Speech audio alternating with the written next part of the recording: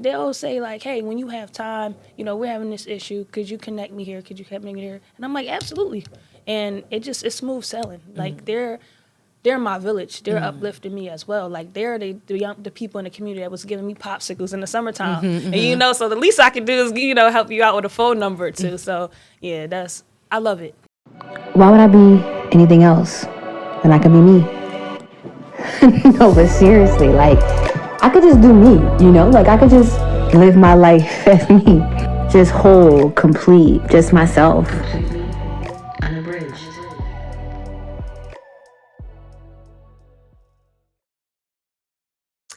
Hello, hello, hello, and welcome to this week's episode of Unabridged. I am your host, Dom Miller, and this is the journey to duality, journey to wholeness, and just an exciting adventure to realizing that being ourselves is the best thing that we could do. That's what Unabridged is all about. So, as always, I am excited for this week's episode. We have an amazing special guest. I think all my guests are amazing, to be honest. But this young lady really came on and dropped some gems for us. This is also a Team Unabridged favorite. Shout out to Storm. She said to tell the people this is her favorite episode. So yes, this is a staff favorite. So, I think it's going to be a really great conversation, super inspiring. But before we get into the journey, we have to get into your favorite segment, my favorite segment, everybody's favorite segment. Let's get into it. Let's get into it. Let's get into it. Let's get into it. Let's get into it. Let's get into it. Let's get into it. Let's get into it. Let's get into it. Let's get into it. Let's get into it. Let's get into it. All right, let's get into it. First of all, I need to apologize to the girls because I have been like all over the place with this episode posting schedule, and you guys have to forgive me. This is a very busy time of year for your girl. It's a very busy time of year on the real work side, but then also like on the profession on a personal side as well. I just had to come. I just came back from New York. I got to see Africa graduate and give an amazing speech. If you guys remember, Africa was our first episode that we did at the beginning of this year. So we finally got to actually see her graduate, see her dreams come to fruition. So it was awesome. So it's a lot of fun stuff going on, a lot of work stuff going on, as the girls say, been playing hard and working harder or whatever. I don't know. But yes, that's why these episodes have been a little bit sporadic. But we are going to get back into a routine for the girls before we close out for season 1. Yes, I know we're going to close out soon, but we're only taking a very short break, and then we'll get back to our lovely journey to wholeness. But anyway, all that to say, let's get right into these topics for this week. So the big 3 this week is going to be super fun, a little bit all over the place, but we're going to jump right into it. So first things first, the Philly girlies. So this one is a little bit more of a deep cut, right? So, and you're going to have to kind of follow me on this fun journey. So taxes in Philadelphia are effed up. What does that mean? Oh my gosh. We pay a lot of city taxes, right? And a lot of our current tax structure is reliant upon people. Right? It's relying upon people's paychecks. It's relying upon people being in the city of Philadelphia. Now, what the pandemic proved to us, was that that's not actually the best business model per se, right? Because people can leave, and people left during the 2020s. And with that, we saw a great reduction in a lot of wage taxes and things of that nature that really supported city services across the board, right? Now, shout out to the ARPA girls. That was the money that we got from the feds. That was the city's version of a PPP loan.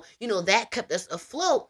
But that money is starting to run out soon. So we're really in a volatile space where we're, as a city, are going to really have to figure out what our current tax structure is and how we could actually change that to make sure that we can continue to fund really important city services.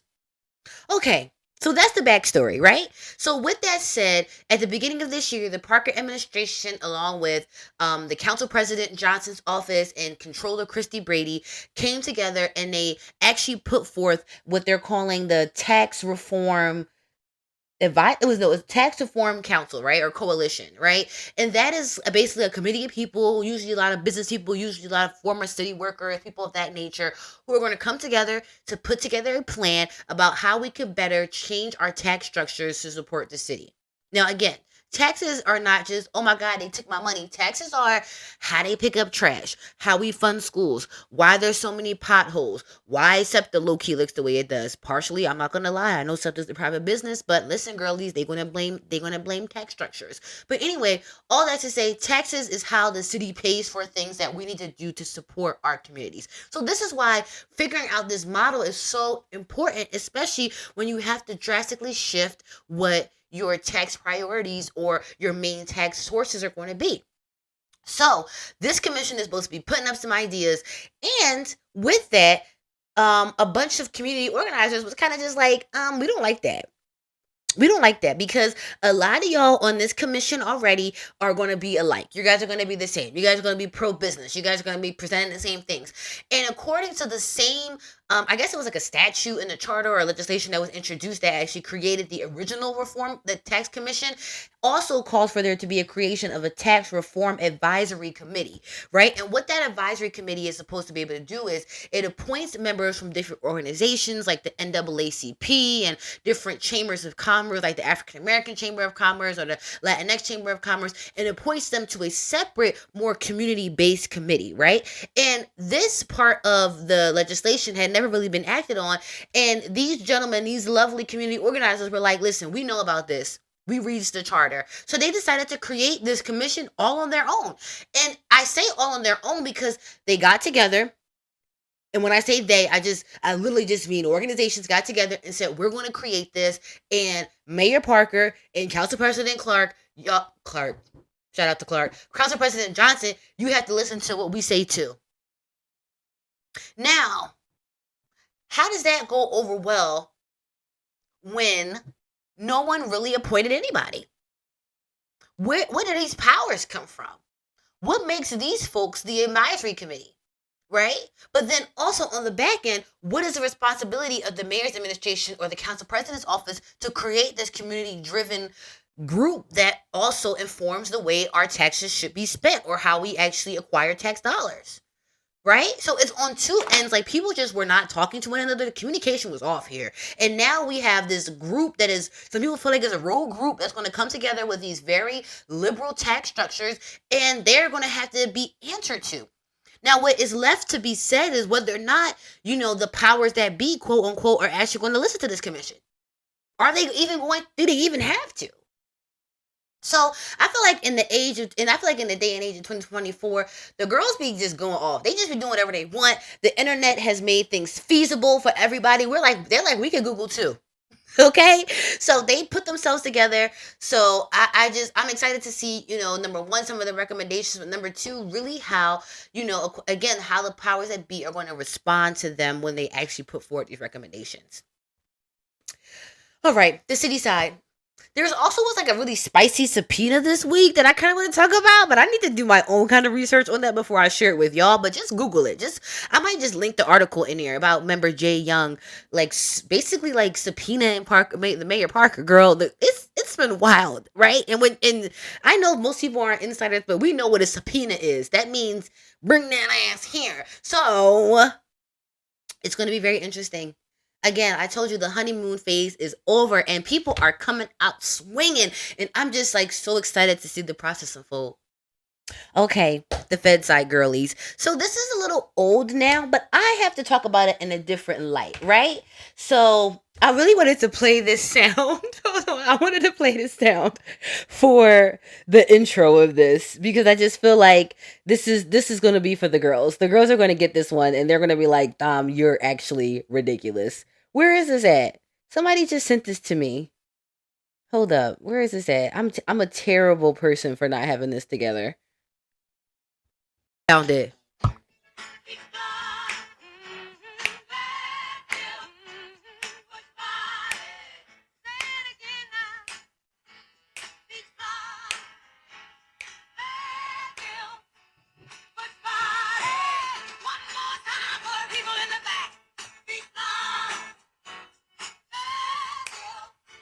Yeah, see? I'm gonna have to link that song for the creator who made that. But this joke is hilarious. And I had to play that intro because I feel like our lovely cis Rep Crockett has been on the girl's mind because of that fantastic read that she gave to Marjorie Taylor Greene's bitch ass. Sorry for the cursing, but there is no other way to describe this white woman. Marjorie Taylor Greene has been in her bag from the jump, okay? This is the hoe, if y'all remember, who was at the State of the Union with the Trump hat and the Trump button all up in Biden's face, asking about one chick, like, oh, what about this girl? I mean, rest in peace to that young lady. But still, like, this is who Marjorie is. She is a spicy white woman. Spicy and white, never a good combination. So Miss Marjorie and our good sis Miss Crockett got into it this week, and we all know about Bleach blonde bad built butch body. She just hit her with the alliterations. I love it. The bleach blonde bad, like, it's just a bop. You know what I mean? Shout out to that song at the beginning. But I think that we're not really focusing on how we even got to that part of the hearing. Right? Like, what even happened to get to the point where sis was reading the girls for filth, right? And I know a lot of people was like, oh yeah, well, she talked about her eyelashes and that's why she read her. And you're right. That was exactly why Miss Crockett read her. But I'm talking about the bigger picture, right? Because the bigger picture was petty as hell. So Republicans were on their foolishness again, and they called a special committee in the House Oversight Committee, right? They called up a special hearing because they were holding AG. Sorry, I keep forgetting these people's names. They were trying to hold our AG, AG Garland in contempt because he did not, according to them, release the information from Joe Biden's transcripts of interviews that he did around the missing classified documents that were found in his office. Now, remember this scandal, right? Because this is around the time where both Trump and Biden had some messy document shit. So as soon as the Republicans found out that Biden had his, they was right on it. They was like, yo, it's coming for our man, talking about he got styles and files and Mar-a-Lago tub. But y'all, like, Biden had some too. First of all, Pop Joe has been in office since the 90s. You mean to tell me you don't got no paperwork from any of your time in the 90s, girl? Nothing? You've been working in this job for how many years? You getting them back every single pen, pencil, file, document? No. And the thing about Joe Biden is that he immediately gave up everything. He was like, y'all can go search my shit. Go check out my granny cabinets. I'm going to send Melissa, my head bitch, to come and walk you through the house so that way you can see what I see and she sees. We don't got nothing to hide. And in addition to actually allowing the FBI to thoroughly search his home, he also went through a 5-hour interview process with the special committee around this. Now, this special committee, Mayor Garland, Attorney General Garland, actually released the transcripts of that interview. That is Googleable. It's out there. Right to Know the Girls. You can find it. But what he did not actually release was the audio. And that is what the Republicans called this hearing for. That is what the Republicans was wasting taxpayer dollars on because they wanted to hear Pop Joe. Right? Now, granted, we all know that Joe is a little shaky. We all know that, right? So releasing those tapes probably may not have made him sound the best way, right? Like, if you're reading it, it's probably fine. But when you hear him, it probably wasn't the greatest. And they knew that, right? And they knew that because during that hearing, or like right before that hearing, the chairman of the hearing, who is a Republican asshole, sorry, I'm in my bag, who was a Republican, decided to put out a fundraising email saying the Democrats don't want to share that audio because they don't want to see how bad Biden is doing. We got to support Trump. Literally, during the time of the hearing. So, what we're not talking about here is the man that brought all of that to light was my man, House of Representative Raskin, the good man from Maryland, okay? Now, the good brother from Maryland, now he's not a brother, he's a white man, but the way he read those girls in the beginning, he is invited to the cookout. The good man from Maryland read the Republicans for filth and had the receipts to do so. Shout out to that man's staff because they actually were the ones in the middle of the hearing who printed out the fundraising email and was like, look what they're doing. Look what the chairman of this hearing, and the chairman is the person that actually controls the committee. They're the person who calls the hearing. They are the person who is fully responsible for the hearing. That man was sending out fundraising emails taunting them about what is going on in the current meeting. Tell me that is not some political BS. So all that to say, Raskin read them, called them out, right? And he actually, at the end of this amazing read, where he basically like did it like in a movie style. I'm gonna link the actual committee hearing in the show notes for this week, so you guys can watch it whenever you want. He did it in a really funny way, and at the end of it, he was just like, "I'm calling to end this hearing because it's BS." And then my girl, Miss Crockett seconded it, basically meaning like she supported it, but it died, and that's when things got spicy. Right? Because no one understood the purpose of the hearing. You had already had all the information that you needed around this incident with Joe Biden, but you're also going on a witch hunt, a political witch hunt, in order to show that Biden, or maybe to show that Biden maybe isn't in the bright state of mind or the best space. Girl, your homie did the same thing, and he was only in politics for like 5 years. Let's get it together. So, yes, we love our girl, Miss Crockett. Philly is so petty because you know that the girls actually held the fundraiser for her like last week. So, shout out to Philly. We love a petty queen. But also, shout out to Raskin, because Raskin is really the true hero, because he was bringing out the receipts and the facts. And whenever you read in a bitch down, one of your girlfriends going to have the receipts and somebody else is going to have the bomb alliterations. And that's what we saw here. A lovely tag team in the House of Representatives.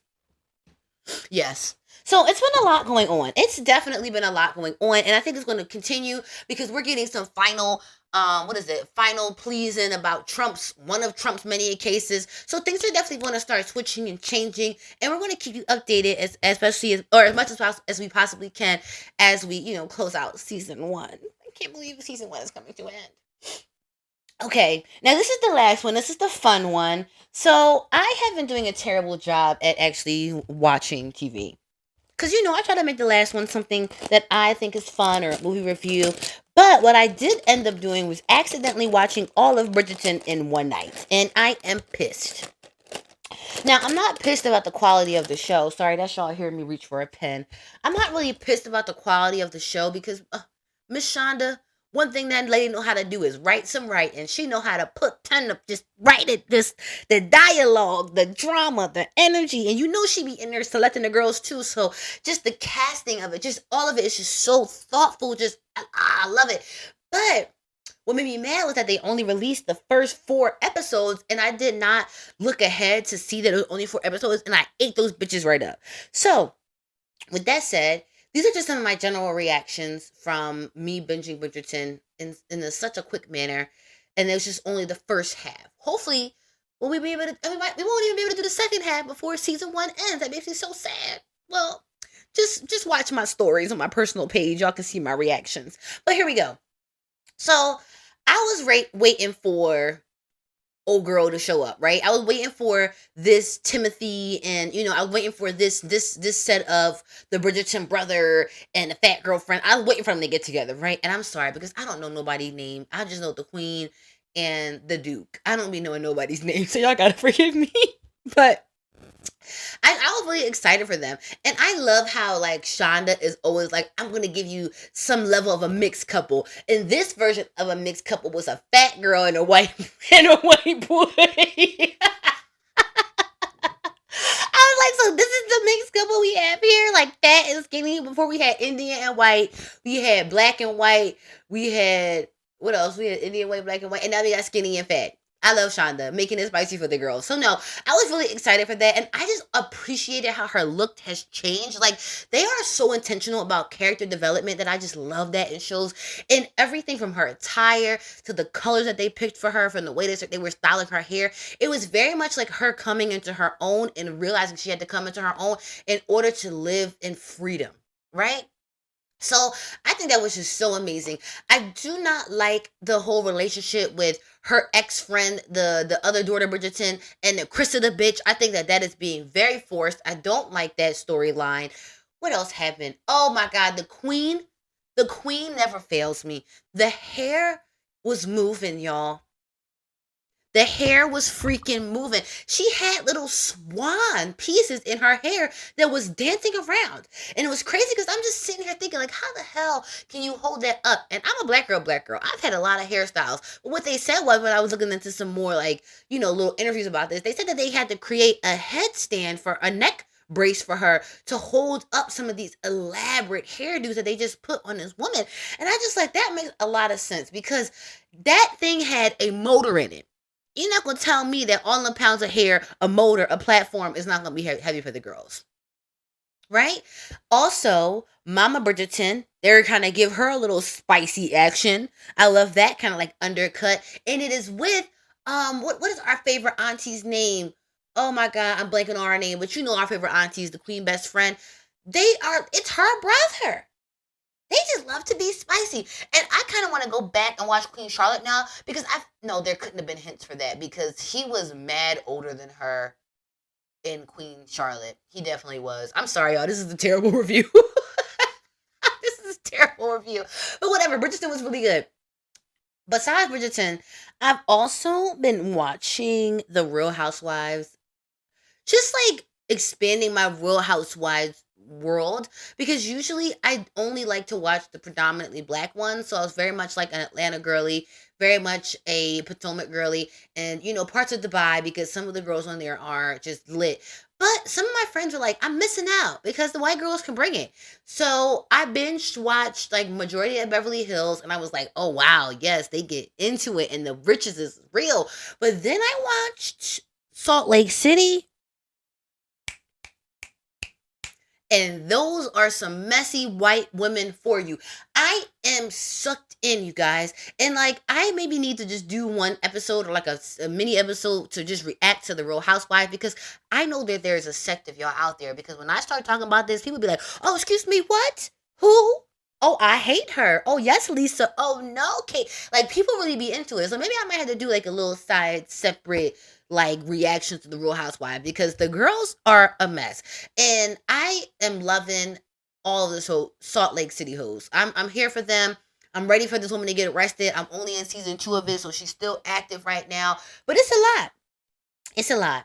So I know that probably wasn't the best review for this week, but we'll be better next week. We'll be better next time. We'll be better next time. But Bridgerton, highly recommend. Go watch the first 4 episodes, get your heart broken, and then have to wait until June 12th to watch the rest. Okay, now that has been Let's Get Into It. We're going to get into a quick commercial break, and then we're going to get into our Unabridged journey for the week. Hello, Unabridged family. It's your host, Dom Miller. And as you've been hearing, our season is coming to an end, but we are planning for season 2. And with that, we need some more amazing people who live their selves, their full unedited selves. And if that's you or you know someone who is just completely unabridged, let me know. I want them to be on the show. So DM me or visit us on the website. That's UNABRDG podcast.com. And let me know if you want to join the show. Like, you want to. Join the journey. All right, let's get back to the show. Unabridged. And welcome to the next leg of the Unabridged journey. I am so excited, as always, for this week's guest, this young lady. I feel like I have watched her matriculate through the spaces of Philadelphia politics in a way that I've never seen a young lady like this before do. So I am so excited to have on the show today youth and gun violence advocate, Miss Shania Bennett. Welcome to the show. Thank you so much for having me. I'm so excited. I'm happy you had the time. You be busy. You be all over the place. Oh my gosh. I say anything for you. Literally. Literally. No, this is all Shania. This is you and your amazing self, and we're going to get into it and some of your journey. Okay. Absolutely. So for the people who don't know you, how do you describe yourself? Who are you? My name is Shania. I'm 24 years old, and I'm super passionate about anti-violence and just being someone in my community and being someone that I needed when I was younger, being that representative, that model. And I try to embody that in everything that I do and everywhere that I go. That's just who I am.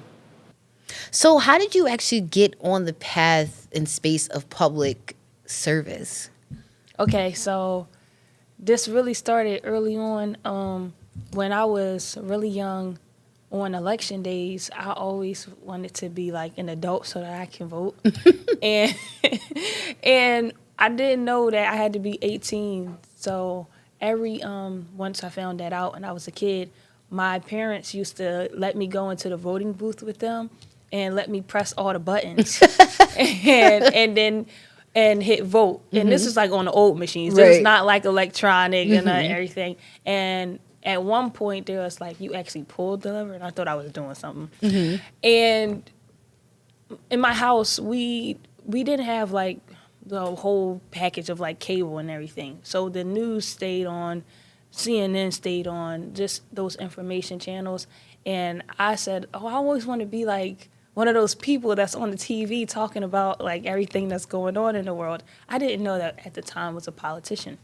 Fast forward to 2014, we started to see in the city of Philadelphia a surge in youth violence. And one of my friends lost his life when we were 14. And as a result, I started this initiative called Reach for Peace. It's a basketball and mentoring program, coaching basketball, playing basketball. That's what I love to do. And that began to pick up some momentum in the community. And at this point, I'm 17, about to turn 18. And I learned about what a committee person does. And one of my big brothers, Anton, was like, you know what? I think you should become a committee person. And I went to like a series of town halls and community events because, the violence just kept on occurring amongst my peers in my community. I kept losing friends. And I was like, something got to change. And I wanted to be a part of the solution. And it just kind of happened from there. I had an internship with Jordan Harris. And volunteering on various campaigns, just as a young person who couldn't vote yet, but as someone's like, hey, care about us. Like, we can't vote, but we're impacted by a lot of the issues that are going on in our community. And I just inserted myself in. Yeah, it's been a journey for sure. No, it definitely has. It's been a journey. And for people who don't know, so when Shania became a committee person, and I'm gonna have her explain what that is, she was actually the youngest elected official in the state of Pennsylvania when you became a committee person, right? Yes. So can you tell people, because some of my unabridged audience members are not in politics, what is a committee person? Okay, so a committee person is just a neighborhood resident. You don't have to have a degree. No type of qualifications, just a person in the community that cares, that wants to see a change. We tackle issues. We go to, we host committee meetings. We host informational sessions for the community, bringing them resources, and really just engaging your block. You're not necessarily block captain. You can be block captain, a committee person, but it's really all about engaging your residents, telling them about the upcoming elections, informing them about who the candidates are, hosting beautification projects, anything, Play Street, which is like a street, block off the street in the summertime so cars can't just fly up and down, and they serve meals for the community for kids who otherwise would be eating during the school hours. We have those. So it's really about what you make of it, but it's about being on the grassroots level and finding an opportunity to engage your community who otherwise wouldn't engage with politics or government. Yeah, no, I think it's like I always see it as like a state rep for like a 2-block period. That's right. No, for real. You're the mayor. I'm the mayor of my 2 blocks. I hold our 2 blocks down. Yes, that's right. That's right. No, seriously, that's how you do it. And, very early on, even when I was young, they always used to call me like the governor of South Philly, which is so funny because it's like, Shania know all the neighbors. How I was a little kid, I'm like, yeah, that's Miss So and So, that's Mr. So and So. I know everybody on the block, and so they used to tease me, but it like in a uplifting way. Yeah. But it's just funny to see it come full circle. No, I love that. And I think that I love that in your generation too, because it's like, number one, it means that we have people that's coming up behind us, right, who actually still care about this work. And I think people always push that on Gen Z to think that either, they're a little, I don't want to say apathetic, but don't really see the importance of being a part of the process. And I think being a committee person is probably the purest form of the process that you can be in there, because you're the closest part that you can kind of, relate with your community members. So what has been your most favorite part about actually serving in that space? So my favorite part is just being able to be connected to the people. People come to me whether they need recycling cans or they need more trash cans in the neighborhoods. Whether that's getting an elected official to come out, whether that's navigating 311, our street lights go out, they're like, I know Shania can fix it. So that's like really the best part of just being able to be on the ground and touchable and reachable and also relatable, because if the street light is out, that's my block too. Right. So the street light is out for all of us. Right. So that's been my favorite part, being able to connect people, and if I don't know the answer, get those resources from someone who does have the answer. It's my favorite part. So how do you manage that at 24 years old? Because I know at 24, I don't want no old ladies calling me about their lives. I was still trying to figure out my own life. So how do you find that balance, especially when you're in such a development space for yourself?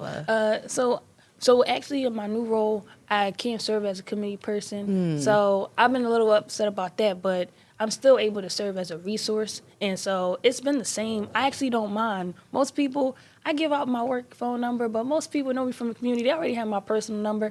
And they're not ridiculous. They actually really respect me. So they'll say like, hey, when you have time, we're having this issue. Could you connect me here? Could you connect me here? And I'm like, absolutely. And it's smooth selling. Like they're my village. They're uplifting me as well. Like they're the people in the community that was giving me popsicles in the summertime. And so the least I can do is help you out with a phone number too. So yeah, I love it. That's amazing. I love it. Philly is such a community of neighborhoods, and like when you get that village around you, you kind of have y'all have your own swag, y'all have your own space, and I love that. Especially in South Philly, y'all whole different beast down there. I'm an uptown girly, so I don't be knowing.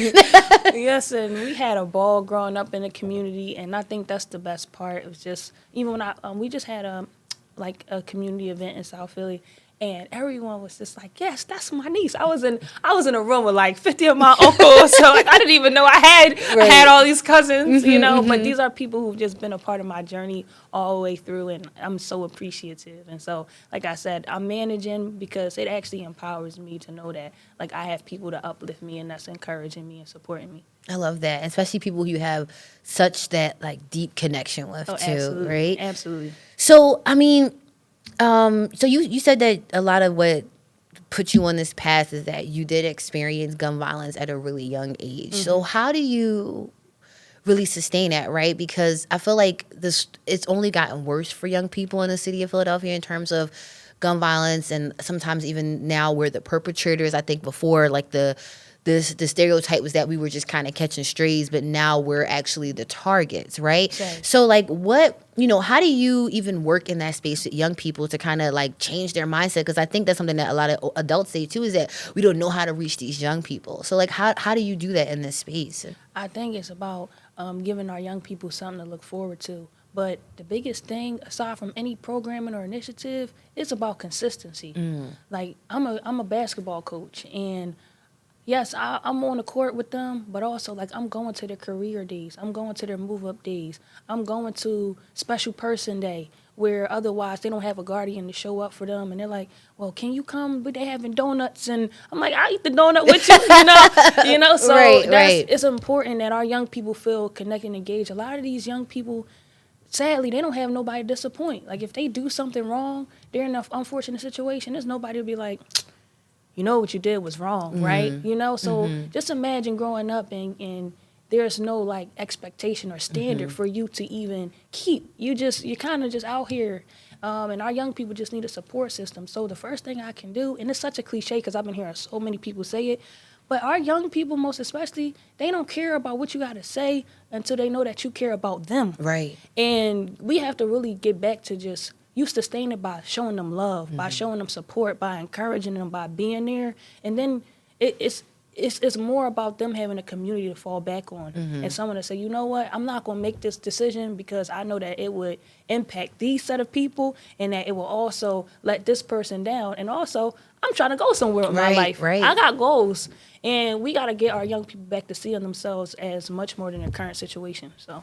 Yeah, and I think a lot of what happens with older people, though, and it's easy to kind of get disengaged from what it meant for you to be a child, and then you start creating this language that others use, and you don't necessarily see them as people who just need to be wrapped around in love, and they're just like, here's another problem we have to solve, right? And I think that happens a lot with folks who don't necessarily work directly with young people, but who try to address issues with young people, right? It's like, well, what do we do with the youth problem? It's like, no, how did It's an everybody problem. we created this climate, right? That's We right. created this climate that they live in, and it's like, how are we now supporting them, or how are we going to other them when we actually made the spaces that they have to work and play in? Absolutely. And most of the program that I look at, or the language, and even like community meetings, or however they're looking to engage, it's not even digestible. I'm like, if I took myself back to my 14 or 15-year-old self, I wouldn't even know what these words mean. You know, like, there's so many young people that don't even know what perpetrator means. Yep. You know, like, no, that's like someone that's participating or doing the action. And I'm just like, we're talking so above them as if they are not the ones impacted and then engaging as well. So... Yeah, no, That's- I think about like whenever I bring kids to a council session or something like that, and their eyes are just like, "What's going on?" I'm just like, "Let me just explain to you guys what's happening right now." Because, Resolution right. 69534 10 Listen. 11 12 13. I'm like, where I'm are we? like, I was like, what does that even mean? And I'm like, well, what they just did is they made this block that block. Like, that's really all they did, Yes. right? But it takes, and I think this is why it's so important to have somebody like you in the space, because, and even myself, because I spend a lot of time with this show just debunking this stuff, right? I'm like, all they're doing is talking. That's Like, right. that's all they're doing. They're not doing anything special. They No. just chatting, and they No. gonna chat until they figure a problem out. It's No. nothing, no fancy procedure, nothing like that. Ain't nothing but a bunch of my moms and pop-ups chatting. And That's that's really right. what politics is. That's right. And I feel like we conflate it so much, and that's why you don't see a lot of young people getting involved in politics, right? Like, not even just, you know, general space. Like, I don't see a lot, especially young ladies, like young That's right. black women. Like, we are not present here, and I don't think it's a fault of our own. I think No. it's all of the climate that's here. So, I mean, as a young black woman, how has it felt for you operating in this space? So I've been fortunate to have a lot of mentors, and in every single different season of my life. So I've really just did a lot of learning, and some of my mentors I don't even have personal relationship with. There's just people that I watched, and I watched how they moved, and I watched, and for instance, in politics, I watched like policy that they've done, or just watching them engage in social media. It's like cheat code, because I get to watch people who I don't know. Right. So that's really how it's been. But also, I've been in a space where a lot of people have also embraced me and embraced teaching me and not allowing any of my dumb questions to be dumb questions, you know, just letting me ask questions, allowing me to learn, and allowing me to just watch. But also, I did a lot of volunteer work where I got a lot of those experiences as well. Yes, volunteering is extremely important. I tell people, right. you work in politics, you ain't gonna get paid till like the third year No, for volunteering. real. Like, For real. and even that's gonna be a couple of pennies. Yeah, but because you also got to make yourself valuable. You know, like what do you have that the next person does or doesn't have, and why should how are you going to be an asset to us and in my mission and how I plan to move where I'm elected for it. I think that makes sense too, because a lot of these movements that we're joining, especially of people of color, like, we don't have a lot of resources, right? And if I'm putting my money up, I need to know what I'm getting back. So that's why I tell my intern, I'm like, I'm not going to pay you to teach you, but if you want to Yes. stick around to learn, I got you. That's right. No, I love it. I was doing the social media. I was doing the doors. I was outside. I'm checking, like, registering people in at the door, taking coats upstairs. Like, listen, you got to get in where you fit in, because you got to be a servant. Yes. And that's really, I grapple with like politicians and really like public service. Like, what does it look like for me to serve and get nothing back? And that's also going back to being a committee person. That's unpaid. Like, everything, I went above and beyond. These committee people, they go above and beyond to deliver for you. And it's volunteers from the heart. It's from the muscle. So that's the beauty. Like, it built a lot of character. And then nobody talks about dealing with the like, how do I say this? The complicated neighbor. Right. Who is still not satisfied? It's like, I got the street light fixed, but it's not the right color. Yeah, It's like, sir, it's not bright enough. right. You know, so like, and that's rewarding too, because that's teaching you how to deal with people and to have a heart. So in the grand scheme of things, especially with our young people, again, going back to them not being able to always be able to fully engage in the process, it's like, how do we make them feel valuable as well in their communities? How do we uplift them? How do we really consider them in policy on in government? Because a lot of the times that's not the case. And you'll even hear people say, oh, well, they're not our voting bloc. You know, people say that a little bit too much, it's a little bit too loud. Right. And I'm like, yeah, but they also aren't going to be 13 forever. Right. Like, they're going to be 18 one day, and they will be a part of your voting block, and they'll remember how you treated them by how you led. And so that's real big for me with, like, sustaining youth and also being a young person, finding my way in policy. It's like, who do I identify with, and who's really uplifting the issues that matter to me most? I think a lot of time too is that, like you said, they're not that voting block, and that means that you have to wait for the results. And politics is so much about instant gratification. A lot of times, like, what have you done right now? But investing in young people is such a long term game for folks that they get. That's why people don't want to get in the space of youth and young people sometimes. It's just like, I'm not going to see the return of my investment until maybe like some 18 years later when that person may vote for me, right? And that's so terrible to kind of put it in that mindset, because that means that we're also not thinking about protecting our future. No. And I think that is, and not to be like, oh, well, that's the only why you gotta love young people, but that is the realities of it, right? And sometimes when I see young people like yourself, I don't get worried. But sometimes when I don't, I be like, Lord have his mercy. We got 30 more years of this, and then we got to pack it up. Because I'm like, it was a good one. We earthed for a little while. It was cute, but that was all we needed. Yeah. But no, so let's pivot a little bit, right? Because I want to talk about some personal stuff. Do it. What is your self-care? How do you take care of Shania? Ooh. See, girls, like, whenever I ask ladies who do the most that question, they always be like, oh my God, do I do that? Now, why would you ask like right, that? exactly. All right, so listen, I have this thing where last month I went to the spa for the first time, and I set the bar really high for myself because I went to the Four Seasons. Get into it. And I don't think I could go to any other spa now. I'm a Four Seasons girly only. Oh my goodness. So yes, that's what I'm trying to find new ways to, like, take care of myself, but also every day I give myself 20 minutes on my calendar. Like, I put my name on my calendar. But sometimes, I'm not gonna lie, sometimes them 20 minutes I like, all right, I can just do more of this assignment real quick. Exactly. All right, I'll just finish this last page out, and then I'll take my 20, right? And then you look up, and you're 5 minutes into your 20 left. That's right. Oh, so my goodness. That's what I've been doing, and I've just been finding new ways to, like, engage myself, and, like, because the weather's breaking where we work, I've been walking outside, like, just walk right around Dilworth, and I come back, and I do things like that, just taking a step back, so that I can, like, debrief and get back to it.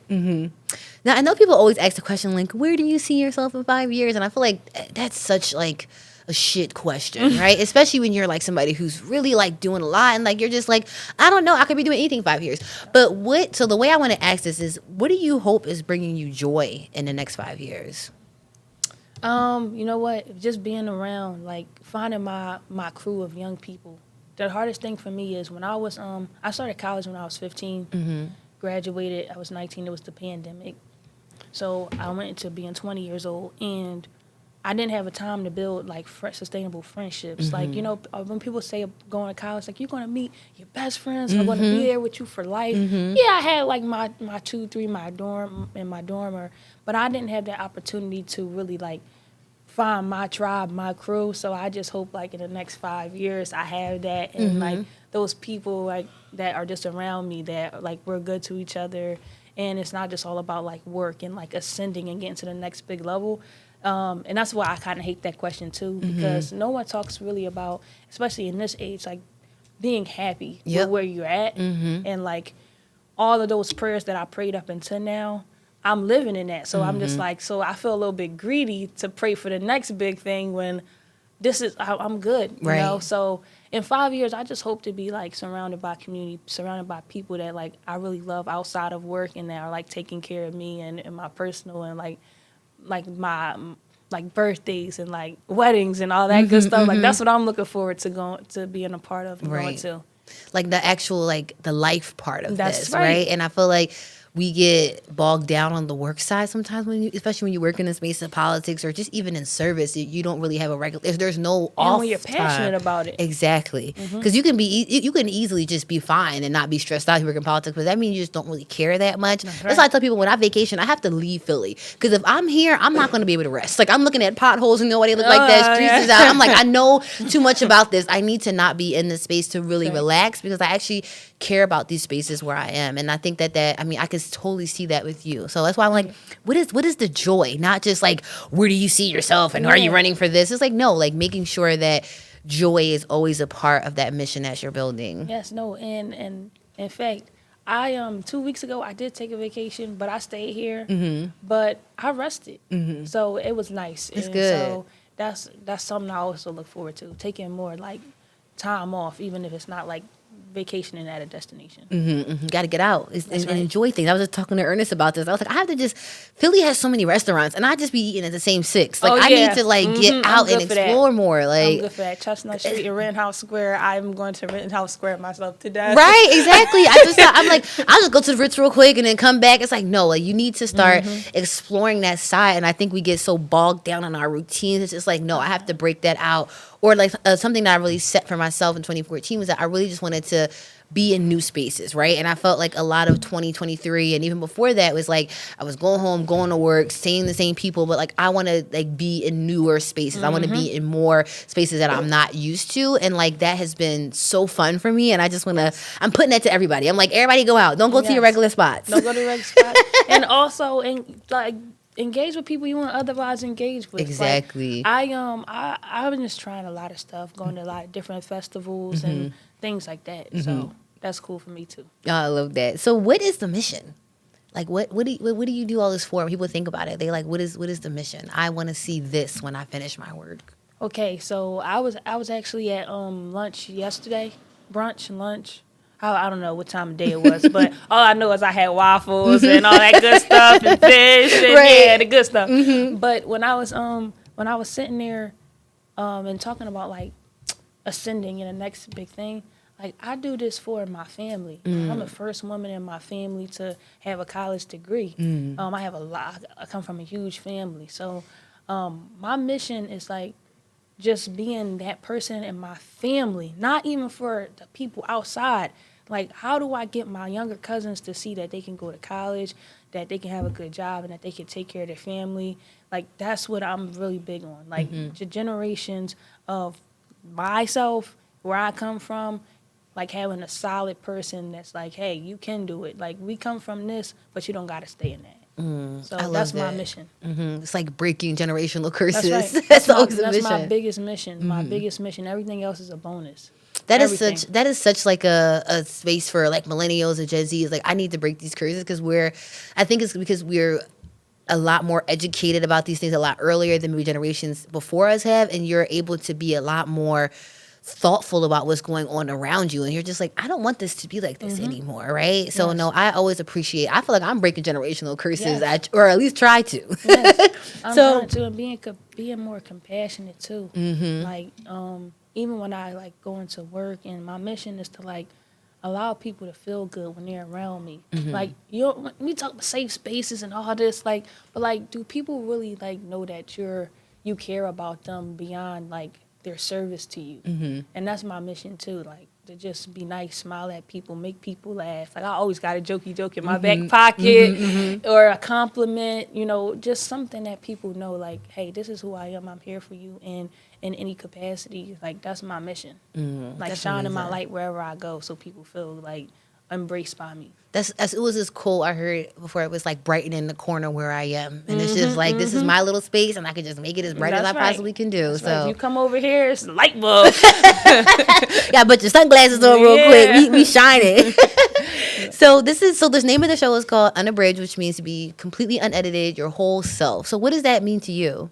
All right, so listen, I seen that when you sent me my invitation, and I was like, I was gonna beat my face, and I was like, no, listen, unedited, yes. And so I love that because even in like the age of social media, we also feel like we gotta be our best self and like no perfection. Even today, I'm like, oh my God, I got a little bit of acne, but I'm like, listen, this is who I am, and I would just like, I really appreciate that because I don't live in a mirage. I don't live in like, I'm very honest with myself, and I'm like, Shania, that look a mess.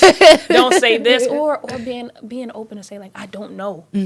Like, I want to learn more, right? And I also don't always want to feel like I'm not equipped or competent if I don't know an answer or I don't have the right response to something. Or when I make mistakes unedited, I always say, like, how can I do this better? And always seeking the expert or the perceived expert. I love that. I think, first of all, you still look beautiful today. So no beat needed. And I do, and that's how I want people to fly. I want to have a casual conversation, because the point of the show is that I want to have amazing people like yourself on, but really debunked like this pedestal that we put people on and say, no, like, they just were themselves, and this is why they have these dope results, or why they are in these spaces, to encourage other people to say you can do the same exact thing, you just have to be yourself too. And that's like branding integrity too. Like branding being yourself, branding honesty. Like, honesty, you can't capture that in an Instagram post. You can't capture that, and like, you got to either be it, you know, and the fruit of that will follow you, and the people that you choose are your friends, the people that you even work for, right? Like, I feel like how you live and how you embrace those basic moral principles direct what your life looks like. And I think that's a big part of, like, again, the age that we live in, because no one talks about that. No one's talking about, like, being a good person just because, like, being honest just because, like, you know. So yeah, I'm about to go down a rabbit hole. No, I mean, we're just in a skeptical society too. That's why no one is just like, oh, she's just a good person. They're like, no, she was something. Yep. And it's like, no, like, I promise you, I want to be nice. Right. It's like, I promise I'm a nice peace. girl. But it's also because you're a black girl from Philly, so they just always expect us to be Aggie anyway. So is there anything right now fun happening, plugging, that you want the audience to know about, that you're doing, or anything like that you want to share, or how they can follow along with you in your journey? Well, honestly, like, I'm in the transition space of, like, figuring out what people think Shania should be doing, what Shania actually wants to do. My goal is feeling bad if, like, focus on not feeling bad if I change my mind. So right now, I really don't. And probably a month ago, I wouldn't have been comfortable saying that I don't know. But I don't. And so, I mean, you can follow me on social media. But other than that, like, I'm just really trying to figure it out. I'm 24. For the past 10 years, I've been on this educational journey. I haven't had time. I've been super locked in. But now I'm trying to figure out, like, who is Shania beyond her accomplishments, and, like, and where I see myself, and those decisions that may or may not fit my future, whether those are professional or private, personal or professional goals. Well, I love that. I think just being honest that I don't know right now. I'm in a transition. I feel like that the age you're in right now is that time. Take your time, explore, have all the fun. And then when you get to 30, that's when everybody's like, what you doing? Yeah, right? Where your kids at? Right, exactly. Chessa, I know. But no, thank you so much. And I really appreciated our conversation today. Definitely stay tuned. We're going to share all Sanaya's links so that way you can follow along with her awesome journey. And thank you so much for watching Unabridged this week. We'll see you in 2 weeks. And that has been Unabridged. Thank you so much for joining the journey. Be sure to like, comment, and subscribe wherever you listen or watch the show. Also, check out our website. That's unabrdgpodcast.com. We'll see you in 2 weeks.